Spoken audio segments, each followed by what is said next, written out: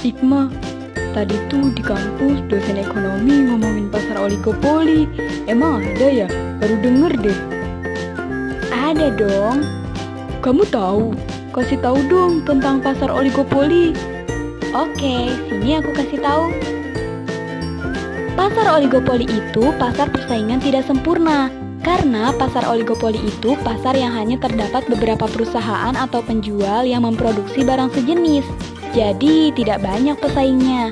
Kalau secara umum, pengertian oligopoli itu suatu keadaan di mana hanya ada 2 hingga 10 perusahaan yang menguasai pasar, baik secara sendiri-sendiri atau secara bersama-sama, yang mana perilaku antar perusahaan saling ketergantungan satu sama lain. Kalau tujuan pasar oligopoli? Pasar oligopoli memiliki tujuan agar para konsumen bisa leluasa memilih produk yang mereka inginkan.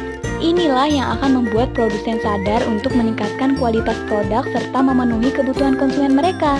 Tentunya bagi produsen ini adalah tantangan tersendiri dan tentunya memberikan keuntungan yang lebih, terutama jika strategi pemasaran yang dilakukan sudah tepat. Pasar oligopoli ada ciri-cirinya nggak sih? Nah, ciri-ciri pasar oligopoli ada 7. Yang pertama, memiliki sifat saling mempengaruhi. Yang kedua, memiliki 2 produsen atau lebih, paling tidak kurang dari 10 produsen.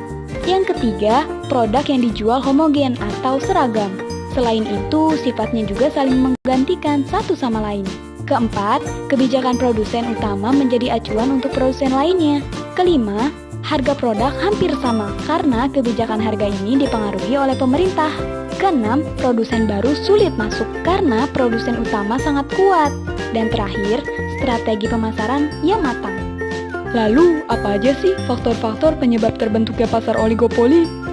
Dalam perekonomian yang sudah maju, pasar oligopoli banyak dijumpai karena didukung oleh teknologi yang sangat modern.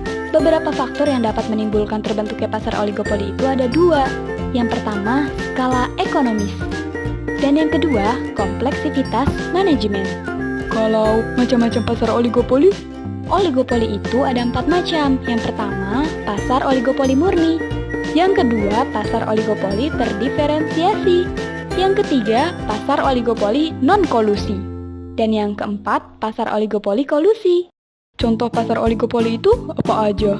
Contoh pasar oligopoli itu seperti perusahaan atau organisasi yang menjual minyak bumi, batu bara, emas, dan perusahaan lain yang hanya memiliki sedikit pesaing, seperti Gojek, Grab, Honda, Yamaha, dan lain sebagainya. Kalau studi kasus dari pasar oligopoli? Salah satu contoh dari pasar oligopoli ini adalah perusahaan Pertamina, Shell, dan Total.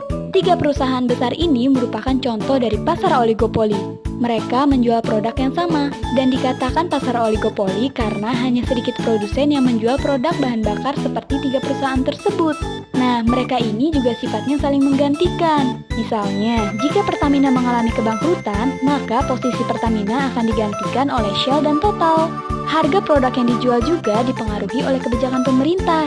Dikatakan pula sebagai pasar oligopoli karena sulitnya pesaing baru untuk masuk. Karena ketiga produsen tersebut sudah sangat kuat dan memiliki strategi yang matang. Nah, pada masa pandemi sepanjang semester 1 2020, ekonomi dunia tak terkecuali Indonesia mengalami penurunan yang sangat tajam yang berimbas pada volume penjualan di sektor industri dan retail. Pertamina sih masih jauh lebih baik dari perusahaan besar di dunia.